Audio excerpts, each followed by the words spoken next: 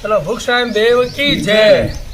આજે અમે અમારી દીકરી ઈવાબેનના જન્મદિવસ નિમિત્તે આજે આ બધા જ કૂતરાઓને વન ભોજન કરાવી રહ્યા છીએ।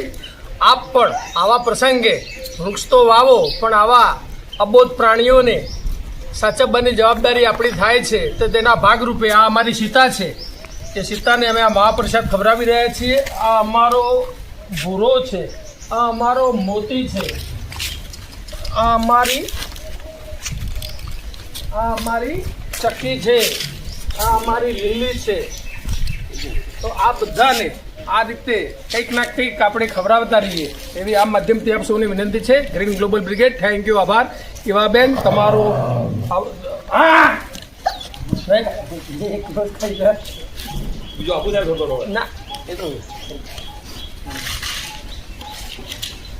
ઈવાબેનનું જીવન એકદમ આ રીતે પ્રાણીઓને અને વૃક્ષોને બચાવવામાં જાય એવી અમે ઈવાબેનને વિનંતી કરીએ છીએ કે ભાઈ તમે પણ આ રીતે પ્રાણીઓના કામ કરતા રહો અને આવા અબોધ જીવોને સાચવવાની જવાબદારી માનવની છે। તેના ભાગરૂપે અમે આ બધા પ્રયત્નો કરી રહ્યા છીએ। આપ પણ આવા નાના મોટા પ્રયત્નો, કીડી મકોડા, ચકલીઓ ગમે તેને આ રીતે કંઈક ખવડાવીને આપણે આવા પ્રાણીઓને આપણે સાચવી શકીએ છીએ। થેન્ક યુ, આભાર, ગ્રીન ગ્લોબલ બ્રિગેડ। પાર્કમાં, ઋષિવનમાં 30થી વધારે આવા કૂતરાઓ લોકો મૂકી ગયા છે। આ બધાને સાચવવાની જવાબદારી મોનાબેને લીધેલી હતી જ્યારે લગ્ન કર્યા એટલે, પણ અમે એ સાચવી ના શક્યા। પણ કુદરતે આ બધા જ પ્રાણીઓને, બધા જ કૂતરાઓને આજુબાજુના ગામવાળા મૂકી જાય છે અને અમે સાચવીએ છીએ। આશરે 30થી વધારે કૂતરાઓ આખા પાર્કને સાચવે છે।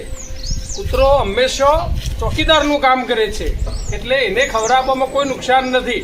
એ એક પગાર આપો એટલું કામ કરતો હોય છે। તો વધેલું ઘટેલું પણ જો આ કૂતરા માટે આપણે હિન્દુ સંસ્કૃતિ પ્રમાણે આપણે આ આપણું બટકું પણ આપણે નાના હતા ત્યારથી ખવડાવતા આવ્યા છીએ।